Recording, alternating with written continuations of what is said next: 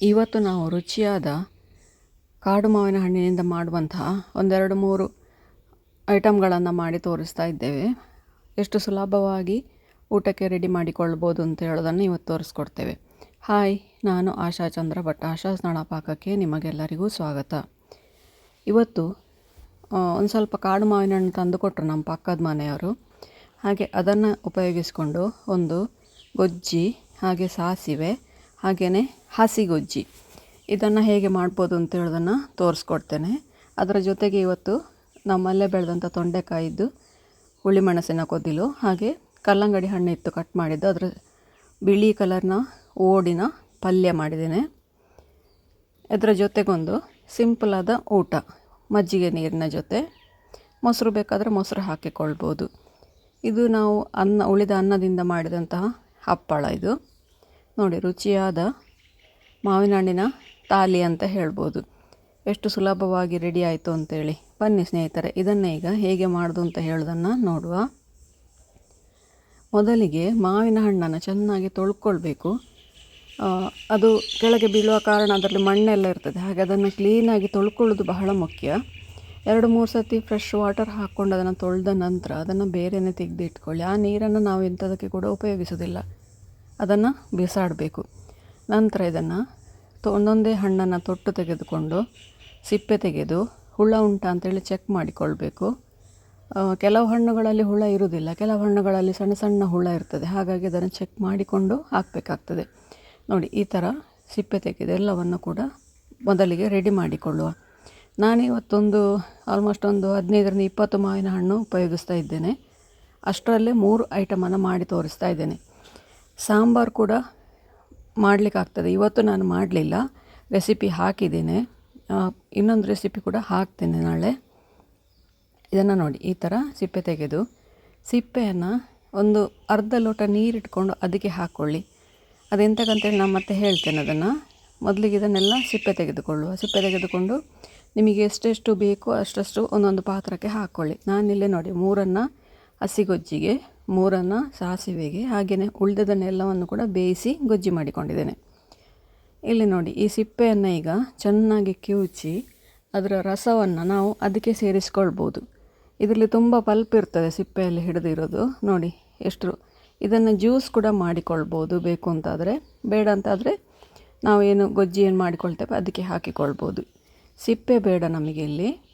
ಇದನ್ನು ನೋಡಿ, ಈ ಥರ ಸ್ವಲ್ಪ ಸ್ವಲ್ಪ ಇದಕ್ಕೆ ಹಾಕಿಕೊಳ್ತಾ ಇದ್ದೇನೆ. ಉಳಿದದೆಲ್ಲವನ್ನು ಕೂಡ ಬೇಯಿಸುವ ಗೊಜ್ಜಿಗೆ ಹಾಕಿಕೊಳ್ತಾ ಇದ್ದೇನೆ. ಅದಕ್ಕೆ ಒಂದು ಸ್ವಲ್ಪ ನೀರು ಜಾಸ್ತಿ ಬೇಕು.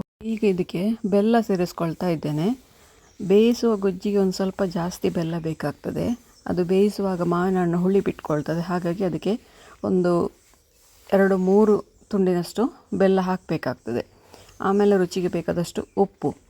ಉಳಿದ 2 ಅದಕ್ಕೆ ಸ್ವಲ್ಪ ಸ್ವಲ್ಪ ಸಾಕಾಗ್ತದೆ. 1 ಟೀ ಸ್ಪೂನ್ ಅಥವಾ ನಿಮ್ಮ ಸಿಹಿಗೆ ಎಷ್ಟು ಬೇಕು 1 ಟೇಬಲ್ ಸ್ಪೂನ್ 2 ಟೇಬಲ್ ಸ್ಪೂನ್ ಹಾಕಿಕೊಳ್ಬೋದು. ಬೇಯಿಸುವ ಗೊಜ್ಜಿಗೆ ನಾವಿಲ್ಲಿ ಬೇರೇನು ಖಾರಕ್ಕೆ ಹಾಕೋದಿಲ್ಲ, ಹಾಗಾಗಿ 2-3 ಹಸಿಮೆಣಸನ್ನು ಉದ್ದಕ್ಕೆ ಸೀಳಿಬಿಟ್ಟು ಹಾಕಿಕೊಳ್ತಾ ಇದ್ದೇನೆ. ಹಸಿಮೆಣಸಿನ ಖಾರ ನೋಡಿಕೊಂಡು ಹಾಕಿ, ಜಾಸ್ತಿ ಖಾರ ಏನು ಬೇಕಾಗೋದಿಲ್ಲ. ಆಮೇಲೆ ಹಸಿ ಗೊಜ್ಜಿಗೆ ನೋಡಿ, ಈ ಥರ ಹಸಿಮೆಣಸನ್ನು ನುರಿದುಕೊಳ್ಬೇಕು. ನಿಮಗೆ ಖಾರಕ್ಕೆ ಎಷ್ಟು ಬೇಕು. ಇದು ಹಸಿಮೆಣಸು ಒಳ್ಳೆ ಖಾರ ಉಂಟು, ಹಾಗಾಗಿ ನಾನು ಅರ್ಧ ಮೆಣಸು ಮಾತ್ರ ನುರಿದುಕೊಂಡಿದ್ದೇನೆ. ಸಾಸಿವೆಗಿರುವುದಕ್ಕೆ ನೀವು ಎಂಥದನ್ನು ಕೂಡ ಹಾಕೋದು ಬೇಡ, ಅದರಲ್ಲಿ ನಾವು ಮಸಾಲೆ ಅರಿಲಿಕ್ಕಿದೆ. ಬೇಯಿಸುವ ಗೊಜ್ಜಿಯನ್ನು ಒಮ್ಮೆ ಚೆನ್ನಾಗಿ ಮಿಕ್ಸ್ ಮಾಡಿಕೊಳ್ಳಿ. ರುಚಿಗೆ ಬೇಕಾದಷ್ಟು ಉಪ್ಪು ಹಾಕ್ಕೊಂಡು ಅದನ್ನು ಬೇಯಲಿಕ್ಕೆ ಇಟ್ಟುಬಿಡು. ಅದು ಬೇಯಲಿಕ್ಕೆ ಒಂದು 10-15 ನಿಮಿಷ ಬೇಕಾಗ್ತದೆ. ಚೆನ್ನಾಗಿ ಕುದಿದು ಹುಳಿ ಬಿಟ್ಟು ಬೆಲ್ಲದ ಸಿಹಿ ಅದಕ್ಕೆ ಎಳ್ಕೊಂಡು, ಖಾರದ ರುಚಿ ಎಳ್ಕೊಳ್ಳಿಕ್ಕೆ ಒಂದು 10-15 ನಿಮಿಷ ಅದನ್ನು ಕುದಿಸಬೇಕಾಗ್ತದೆ. ಹಾಗೆ ಅದನ್ನು ಕುದಿಲಿಕ್ಕೆ ಬಿಡುವ. ಈಗ ಇದಕ್ಕೆ ಉಳಿದ ಸಾಸಿವೆಗೆ ಮತ್ತು ಹಸಿಗೊಜ್ಜಿಗೆ ಸಿಹಿಗೆ ಎಷ್ಟು ಬೆಲ್ಲ ಬೇಕೋ ಅಷ್ಟು ಬೆಲ್ಲವನ್ನು ಹಾಕಿಕೊಳ್ಳುವ. ಇಲ್ಲಿ ಮಾವಿನ ಹಣ್ಣಿನ ಹುಳಿಯ ಮೇಲೆ ನಿಮ್ಮ ಬೆಲ್ಲದ ಹಾಕುವ ಪ್ರಮಾಣ ಹೊಂದಿಕೊಂಡಿರ್ತದೆ, ಹಾಗಾಗಿ ಅದನ್ನು ನೋಡಿಕೊಂಡು ನಾವು ಹಾಕಬೇಕಾಗ್ತದೆ. ಕೆಲವು ಮಾವಿನ ಹಣ್ಣು ತುಂಬ ಹುಳಿ ಇರ್ತದೆ, ಕೆಲವು ಮಾವಿನ ಹಣ್ಣು ಸ್ವಲ್ಪ ಹುಳಿ ಇರ್ತದೆ, ಒಳ್ಳೆ ಸಿಹಿ ಇರ್ತದೆ. ಆವಾಗ ಬೆಲ್ಲ ಒಂದು ಸ್ವಲ್ಪ ಕಡಿಮೆ ಸಾಕಾಗ್ತದೆ ಹಸಿಯಾಗಿ ಉಪಯೋಗಿಸುವಾಗ. ಆದರೆ ಬೇಯಿಸುವಾಗ ಎಲ್ಲದಕ್ಕೆ ಕೂಡ ಒಂದೇ ಥರ ಬೇಕಾಗ್ತದೆ. ಇದು ನೋಡಿ, ಇಲ್ಲಿ ಕುದೀತಾ ಉಂಟು. 1-2 ಸತಿ ಅದನ್ನು ಮಗಚಿಕೊಳ್ಳಿ, ಇಲ್ಲದಿದ್ದರೆ ಮಾವಿನ ಹಣ್ಣು ತಳದಲ್ಲಿ ಕೂತ್ಕೊಳ್ತದೆ. ಮತ್ತು ತಳದಲ್ಲಿ ಕೂತ್ಕೊಂಡು ಅದು ಸೀದು ಹೋಗುವ ಚಾನ್ಸಸ್ ಕೂಡ ಇರ್ತದೆ. ಅದರಿಂದಾಗಿ ಒಂದು 2-3 ಸತಿ ಅದನ್ನು ಈ ಥರ ಮಗಚಿಕೊಳ್ತಾ ಇರಿ. ಉಳಿದ ಕೆಲಸಗಳ ಮಧ್ಯೆನೇ ಮಗಚಿಕೊಳ್ಬೋದು, ಅದಕ್ಕೋಸ್ಕರ ಅದರ ಬುಡದಲ್ಲೇ ಕೂತ್ಕೊಳ್ಬೇಕಾದ ಅವಶ್ಯಕತೆ ಏನಿಲ್ಲ. ಈಗ 1 ಕಪ್ಪಿನಷ್ಟು ತೆಂಗಿನ ತುರಿಯನ್ನು ತೆಗೆದುಕೊಂಡು ಅದಕ್ಕೊಂದು 1/4 ಟೀ ಸ್ಪೂನಷ್ಟು ಸಾಸಿವೆ, ನಾನು 3 ಒರಟಿದ್ದು ಮಾಡ್ತಾ ಇರೋದು ಹಾಗಾಗಿ ಸ್ವಲ್ಪ ಹಾಕಿಕೊಳ್ತಾ ಇದ್ದೇನೆ. ನೀವು ಒಂದು ಸ್ವಲ್ಪ ಜಾಸ್ತಿ ತಗೊಳ್ಳೋದಿದ್ರೆ ಜಾಸ್ತಿ ತಗೊಳ್ಬೋದು. ಇಲ್ಲಿ ಇದಕ್ಕೆ ಹಸಿಮೆಣಸು ಹಾಕುವ ಕ್ರಮ ಇಲ್ಲ, ಇದಕ್ಕಿಲ್ಲಿ ನಾವು ಕೆಂಪು ಮೆಣಸನ್ನೇ ಹಾಕೋದು, ಅದು ಒಂದೇ. ರುಚಿಗೆ ತಕ್ಕ ಮೆಣಸು ಹಾಕೋದಿಲ್ಲ, ಖಾರ ಜಾಸ್ತಿ ಆಗಲಿಕ್ಕಿಲ್ಲ ಅದು, ಹಾಗೆ 1 ಮೆಣಸು ಹಾಕ್ಕೊಂಡ್ರೆ ಸಾಕು. ನೀವು ದೊಡ್ಡ ಪ್ರಮಾಣದಲ್ಲಿ ಮಾಡೋರಾದರೆ ಒಂದು 3-4 ಮೆಣಸು ಹಾಕಿಕೊಳ್ಬೋದು. ಇಲ್ಲಿ ಅದನ್ನು ರುಬ್ಬಲಿಕ್ಕೆ ಒಂದು ಸ್ವಲ್ಪ ಅದೇ ಬೆಲ್ಲ ಹಾಗೂ ನೀರು, ಮಾವಿನ ನೀರನ್ನು ತೆಗೆದಿಟ್ಟದನ್ನು ಅದನ್ನು ಹಾಕ್ಕೊಂಡಿದ್ದೇನೆ ಅದಕ್ಕೆ. ಇದು ಜಾಸ್ತಿ ನೀರಾಗಲಿಕ್ಕೆ ಏನಿಲ್ಲ, ಹಾಗೆ ನಾವು ತುಂಬ ನೀರನ್ನು ಸೇರಿಸುವ ಅವಶ್ಯಕತೆ ಇಲ್ಲ. ಇದು ನೋಡಿ, ನಮ್ಮ ಸಾಸಿವೆ ರೆಡಿ ಆಯಿತು. ಸಾಸಿವೆಗೆ ನಾವು ಯಾವತ್ತೂ ಒಗ್ಗರಣೆ ಎಲ್ಲ ಹಾಕೋದಿಲ್ಲ, ಅದು ಹಾಗೆಯೇ ಅದನ್ನು ಊಟ ಮಾಡೋದು. ಇದೀಗ ಊಟಕ್ಕೆ ರೆಡಿ ಆಯಿತು ನೋಡಿ. ಇಲ್ಲಿ ನಮ್ಮ ರುಚಿಯಾದ ಕುದಿಸಿದ ಗುಜ್ಜಿ, ಹಸಿ ಮಾವಿನ ಹಣ್ಣಿನ ಗುಜ್ಜಿ, ಹಾಗೆಯೇ ಸಾಸಿವೆ 3 ಕೂಡ ಈಗ ಊಟಕ್ಕೆ ರೆಡಿ ಆಯಿತು.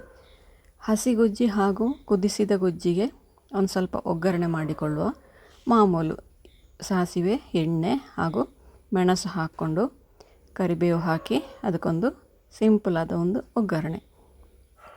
ಬಾಯಲ್ಲಿ ನೀರೂರಿಸುವಂತಹ ರುಚಿಯಾದ ಮಾವಿನ ಹಣ್ಣಿನ ಗುಜ್ಜಿ, ಸಾಸಿವೆ ಹಾಗೂ ಹಸಿಗುಜ್ಜಿ 3 ಕೂಡ ಊಟಕ್ಕೆ ರೆಡಿ ಆಯಿತು. ಈಗ ಊಟದ ತಟ್ಟೆಯನ್ನು ನಾವು ರೆಡಿ ಮಾಡಿಕೊಳ್ಳುವ. ಮೊದಲಿಗೆ ಒಂದು ಊಟದ ತಟ್ಟೆ ತಗೊಂಡು ಕುಚ್ಚಲಕ್ಕಿ ಗಂಜಿ, ಹಾಗೆಯೇ ಅದಕ್ಕೆ ಒಂದು ಉಪ್ಪಿನಕಾಯಿ, ಮನೆಯಲ್ಲೇ ಮಾಡಿದಂತಹ ಮಾವಿನ ಕಿತ್ತೆಯ ಉಪ್ಪಿನಕಾಯಿ ಹಾಕಿಕೊಳ್ತಾ ಇದ್ದೇನೆ. ಒಂದು ಸಾಸಿವೆಯ ಗೊರಟು, ಹಾಗೆಯೇ ಒಂದು ಹಸಿ ಗೊಜ್ಜಿನ ಗೊರಟು, ಅದರ ಜೊತೆಗೇ ಒಂದು ಬೇಯಿಸಿದಂತಹ ಗೊರಟು.